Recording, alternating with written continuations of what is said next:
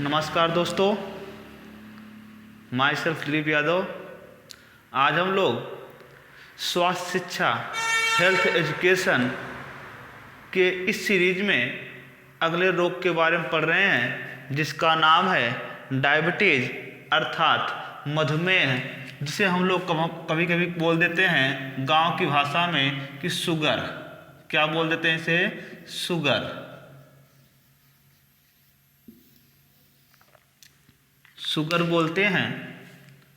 ये डायबिटीज़ के पेशेंट आजकल भारत में ही नहीं पूरे विश्व में हर एक घर में कोई न कोई ज़रूर डायबिटीज़ अर्थात शुगर से या मधुमेह से पीड़ित है।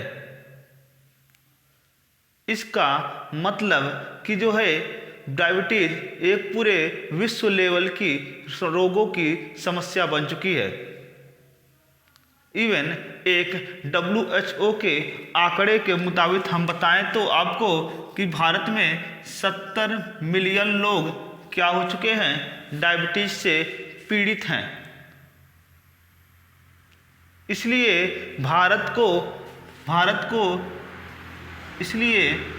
को क्या कहा जाता है? Sugar capital of the world. Sugar capital of the world, या बोल सकते हैं diabetes capital of the world. ऐसा क्यों हो रहा है? क्योंकि सबसे ज़्यादा पूरे विश्व में जो मधुमेह अर्थात डायबिटीज़ के पेशेंट मिलते हैं वो भारत में ही देखे जा रहे हैं। आइए इस जो है विश्व लेवल की जो समस्या है अर्थात डायबिटीज़ जैसे जो गंभीर रोग हैं, इसके बारे में हम लोग आज चर्चा करें कि रोग कैसे होता है, किसकी कमी से होता है, क्या यह रोग पहले से ही रहता है या फिर बाद में होता है, क्या यह केवल बुढ़ों में होता है या युवा अवस्था में भी होता है, या किसी प्रेग्नेंट मदर को भी है तो क्या उनके आने वाले संतानों में भी ये डायबिटीज़ देखा जा सकता है या नहीं देखा जा सकता है।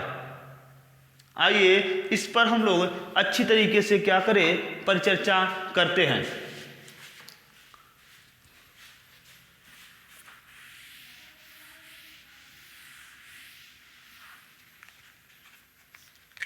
अगर हम बात करें मधुमेह एक ऐसी बीमारी है जो इंसुलिन नामक हार्मोन्स के कमी के कारण होती है। इंसुलिन नामक हार्मोन्स की कमी के कारण जो है मधुमेह अर्थात डायबिटीज लोगों को होती है। अब ये इंसुलिन कहाँ बनता है हमारे शरीरों में? अगर हम बात करें तो हमारे शरीर का एक मिश्रित ग्रंथ बोल सकते हैं अग्नाशय। हमारे शरीर की एक मिश्रित ग्रंथ जिसका नाम है अग्नाशय अर्थात पैनक्रियाज। अग्नाशय अर्थात पैनक्रियाज में जो है एक लैंगरहैंस की दीपिकाएं पाई जाती हैं। लैंगरहैंस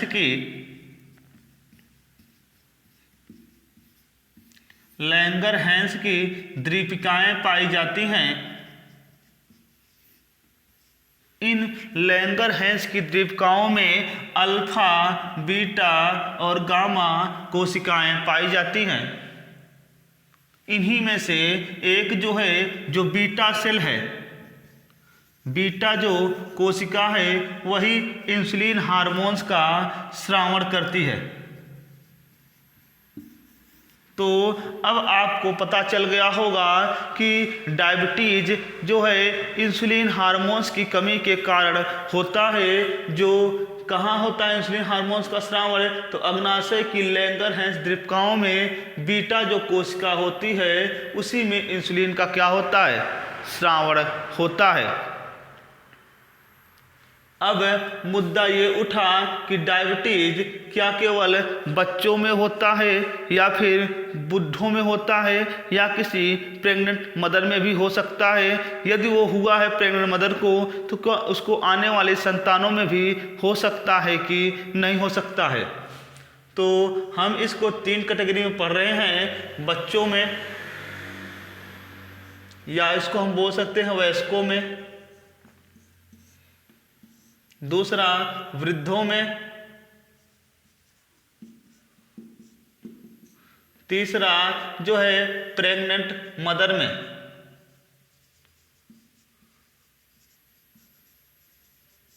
प्रेग्नेंट मदर में। अब हम देखें बच्चों या वयस्कों में मधुमेह रोग बहुत कम देखने को मिलता है। लगभग 20 से 25% जो है भारत में ऐसे पेशेंट हैं जो लगभग 40 वर्ष की उम्र में हैं, लेकिन वो उनको डायबिटीज जैसी समस्याओं से जूझना पड़ रहा है। लेकिन यदि हम पूछे वृद्धों में एक्चुअली में क्या होता है, 60 वर्ष के बाद जो है डायबिटीज जैसी समस्याएं घेरना स्टार्ट कर देती हैं। और यदि प्रेग्नेंट मदर की बात करें तो प्रेग्नेंट मदर में जैसे ही मदर प्रेग्नेंट हो जाती है तो उसमें क्या हो जाता है, 9% खुद ही क्या हो जाता है कि इंसुलिन 9% खुद ही इंसुलिन का और अधिक स्रावण होना स्टार्ट हो जाता है। इसका मतलब एक प्रेग्नेंट मदर को डायबिटीज जैसी समस्याओं से सामना नहीं करना होता। अब अपवाद की दुनिया में कहा जाए तो वो एक अनोखा सा परिदृश्य होगा। तो आपको समझ में आ रहा होगा कि बच्चों में बहुत कम देखा जा रहा है, वृद्धावस्था में ज़्यादा देखा जा रहा है, और प्रेग्नेंट मदर में क्या हो रहा है, 9% इंसुलिन की मात्रा अधिक हो जाती है, जिसके कारण क्या हो रहा है कि जो है प्रेग्नेंट मदर में नहीं होता। लेकिन प्रेग्नेंट मदर से यदि कोई संतान उत्पन्न होगा वह एक स्वस्थ जो है संतान उत्पन्न होगा। अब बात यहीं तक नहीं रुकती। आखिरकार में इंसुलिन की कमी के कारण ये रोग हो रहा है, तो इंसुलिन हमारे शरीर के अंदर ऐसा क्या फंक्शन करता है। तो यदि हम बात करें हमारे ब्लड में, हम बात करें हमारे ब्लड में जो ग्लूकोज होता है, हमारे ब्लड में जब ग्लूकोज की मात्रा बहुत ही अधिक हो जाती है, हमारे ब्लड में जब ग्लूकोज की मात्रा बहुत अधिक हो जाती है तो उसका मेन रीज़न होता है इंसुलिन हार्मोन्स की कमी होना। इसका मतलब हमारे शरीर के अंदर यदि ब्लड के अंदर शर्करा, जिसे हम ग्लूकोज बोल रहे हैं, शर्करा अधिक हो जाए अर्थात शुगर अधिक हो जाए तो हम उसी को हम बोलते हैं डायबिटीज या मधुमेह। और ये ग्लूकोज अर्थात शर्करा या शुगर ये कब अधिक होगा, जब इंसुलिन हार्मोन्स की कमी होगी। अब बात ये आई कि आखिरकार में इंसुलिन हार्मोन्स का कार्य क्या होता है। इंसुलिन हार्मोन्स जो ब्लड के अंदर जो शर्करा है, ब्लड के अंदर जो शर्करा है जिसकी मात्रा अधिक होती जा रही है, उस शर्करा को ये ग्लाइकोजन के रूप में परिवर्तित कर देता है,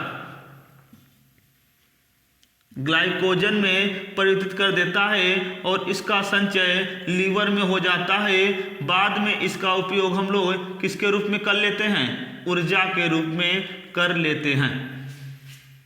तो इतना आपको दोस्तों समझ में आ रहा होगा कि जो है ब्लड के अंदर जब ग्लूकोज अर्थात शर्करा की मात्रा बहुत अधिक हो जाती है तो मधुमेह रोग का पेशेंट हो जाता है। अब ये केस कब आएगा, जब ग्लूकोज की मात्रा अधिक होगी। तो इंसुलिन हार्मोन्स की कमी के कारण इंसुलिन हार्मोन्स का कार्य क्या होता है, तो ब्लड के अंदर जो शर्करा है उसमें जो है उसके मात्रा को नियंत्रित करने के लिए इस शर्करा का परिवर्तन ग्लाइकोजन में कर देती है इंसुलिन हार्मोन्स, जिसके कारण ये हमको क्या हो जाता है, ऊर्जा के रूप में प्राप्त हो जाता है।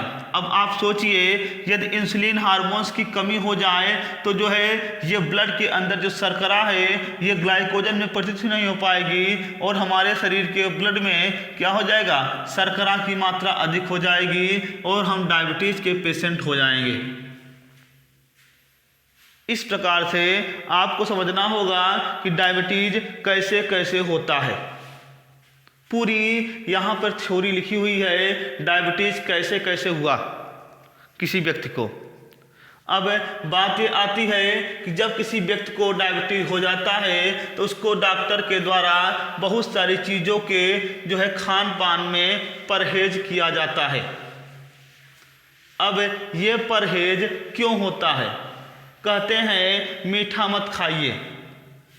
बहुत सारी मिथ्या उठती हैं कि कहा जाता है कि मीठा मत खाइए।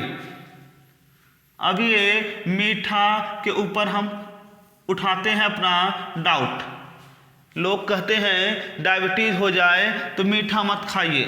क्या मीठा का सीधा संबंध डायबिटीज से है? क्या मीठा का सीधा संबंध डायबिटीज से है? तो ऐसा कुछ नहीं है। मीठा खाने से आपके अंदर ओबेसिटी आ जाएगी।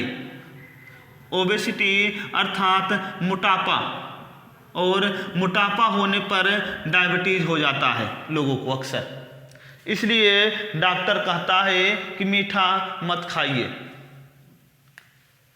अब बात यहीं तक नहीं रुकती, हम और इसको आगे डिस्कस करते हैं।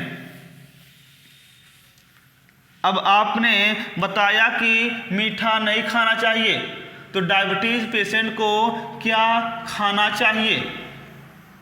अब डायबिटीज पेशेंट को क्या खाना चाहिए, क्वेश्चन ये उठा कि डायबिटीज पेशेंट को अब क्या खाना चाहिए आखिरकार में। डायबिटीज पेशेंट को जौ या बाजरा का जो आटा होता है उसकी रोटी खाना चाहिए। अब बात हुई जौ या बाजरा की ही क्यों खाएं, आटे की क्यों ना खा लें? अर्थात गेहूं की जो आटा है उसकी रोटी क्यों ना खा लें, जौ और बाजरा के आटे की ही रोटी हम क्यों खाएं? क्योंकि बाजरा जो होता है उसके अंदर, जौ या बाजरा के अंदर जो है मैग्नीशियम आयन होता है। ये मैग्नीशियम आयन हमारे ब्लड के अंदर जो शर्करा की मात्रा है उसको नियंत्रित कर लेता है, शर्करा की मात्रा को नियंत्रित कर लेता है। इसी कारण कहा जाता है डॉक्टर के द्वारा जौ या बाजरा के आटे की रोटी खाइए और जो है गेहूं के आटे की रोटी मत खाइए। अब सवाल उठा, आखिरकार में गेहूं के आटे के अंदर होता क्या है? गेहूं के आटे के अंदर मल्टोज शर्करा है, मल्टोज शर्करा है, और आपको ऑलरेडी आपके ब्लड के अंदर शर्करा की मात्रा अधिक हो चुकी है। इसलिए कहा जाता है गेहूं के आटे की रोटी ना खा करके आप जौ या बाजरे की रोटी खाइए। अब बात हम और आगे बात करते हैं खान पान में। यदि किसी के पास जौ या बाजरा जैसी चीज़ें ना हो तो वो किस प्रकार से सरवाइव करे?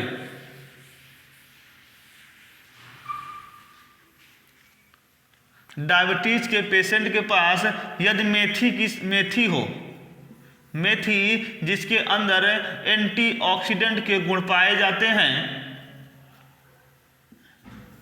मेथी जिसके अंतर्गत एंटीऑक्सीडेंट के गुण पाए जाते हैं, ये डायबिटीज पेशेंट के लिए बहुत ही ज़्यादा लाभदायक होती है, बहुत ही ज़्यादा लाभदायक होती है। यदि कोई पेशेंट जिसको डायबिटीज़ हुआ है वो मेथी खाली पेट सेवन करे तो उसको डायबिटीज की समस्याओं से निदान मिल सकता है। और क्या हो सकता है इस डायबिटीज पेशेंट के लिए? तो अंजीर जो होता है इसकी पत्ती को उबाल करके उबाल करके जो पानी होता है उसको यदि खाली पेट आप सेवन करेंगे तो जो है डायबिटीज समस्याओं से आपको निदान मिल सकता है। तो आपको जौ या बाजरे के आटे की रोटी खाना चाहिए, मेथी, और आपको यहाँ पर अंजीर की पत्ती को उबाल करके उसके पानी का सेवन करना चाहिए, जिससे डायबिटीज समस्याओं से आप बच सकते हैं। अब यहाँ पर डायबिटीज के प्रकारों पर हम चर्चा करेंगे। डायबिटीज कितने प्रकार का होता है? तो डायबिटीज 2 प्रकार का होता है, type 1, type 2। Type 1, type 2। Type 1 खतरनाक होता है। टाइप 1 खतरनाक होता है, लेकिन टाइप 2 सामान्य होता है। टाइप 2 सामान्य होता है। 40 वर्ष की उम्र तक जो डायबिटीज देखे जाते हैं पेशेंट, वो टाइप 2 के होते हैं। उनमें उनका वजन वगैरह घटता नहीं है। लेकिन यदि टाइप 1 की बात करें, ये खतरनाक होता है, क्योंकि इसमें क्या होता है, यदि इंसुलिन की कमी हो गई, यदि इंसुलिन हार्मोन्स की कमी हो गई, तो वो तुरंत क्या करता है, हमारी मांसपेशियों और वसाओं को तोड़ना स्टार्ट कर देता है। मांसपेशियों और वसाओं को हमारे शरीर के अंदर, जो ब्लड के अंदर जो शर्करा है, वो तोड़ना स्टार्ट कर देगी मांसपेशियों और वसाओं को। या जब मांसपेशियों और वसाओं को तोड़ना स्टार्ट कर देगी, तो ऑलरेडी हमारे शरीर का वजन क्या हो जाएगा, कम हो जाएगा। हमारे शरीर का वजन क्या हो जाएगा, कम हो जाएगा। और जब शरीर का वजन कम होने लगे तो समझ जाइए आप डायबिटीज जैसी गंभीर समस्याओं से जूझना स्टार्ट हो गया है। तो इस प्रकार से आपको डायबिटीज जैसे आपको चीज़ें बता दी गई। अब यदि पूछा जाए, जब आपके पास कोई भी खाने पीने का सोर्स सही से ना हो डायबिटीज़ पेशेंट के पास, तो उनको डायबिटीज़ का एक जो है इंसुलिन का इंजेक्शन आता है। इंसुलिन का क्या आता है, इंजेक्शन आता है। पहले तो ये इंजेक्शन डेली लिया जाता था एक डायबिटीज़ के पेशेंट को, लेकिन अब भारत सरकार के जो है महान वैज्ञानिकों के द्वारा जो है ऐसी इंजेक्शन की भी इजाद कर ली गई है जो 3 महीने तक काम करता है। 3 महीने तक वो वर्क करता है एक इंजेक्शन लगाने के बाद। अब बात यहीं तक नहीं रुकती और हम इसको आगे बढ़ाते हैं। यदि हम बात करें तो सर डायबिटीज के पेशेंट की बात छोड़िए, एक स्वस्थ शरीर में ब्लड में कितना शुगर का लेवल होना चाहिए? यदि हम एक आंकड़े के मुताबिक बोले तो एक स्वस्थ शरीर में जो है ब्लड में कितना शुगर का परसेंट होना चाहिए, कितना शुगर का परसेंट होना चाहिए? तो दोस्तों यहाँ पर स्वस्थ शरीर में आपको खाने से पहले और खाने के बाद,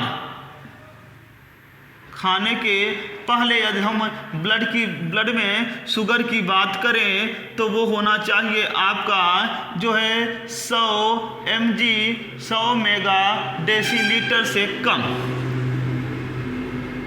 100 मेगा डेसीलीटर से कम होना चाहिए एक स्वस्थ शरीर में जो है खाने से पहले ब्लड में शुगर। लेकिन यदि खाने के बाद आप देखेंगे तो खाने में बहुत सारी शर्कराएं आप ले लेंगे। खाने के बाद 1-2 घंटे, खाने के 1-2 घंटे बाद जब देखेंगे आप तो वहाँ पर आपके ब्लड में शुगर का लेवल 140 मेगा डेसीलीटर हो जाता है। इसलिए आपको इसको चेकअप कराना बहुत ज़रूरी है। इसी के साथ दोस्तों इस अपने स्वास्थ्य शिक्षा अर्थात हेल्थ एजुकेशन की इस सीरीज के एक और अच्छे टॉपिक को डिस्कस कर लिया गया है। अगले टॉपिक का वेट करते रहिए। धन्यवाद।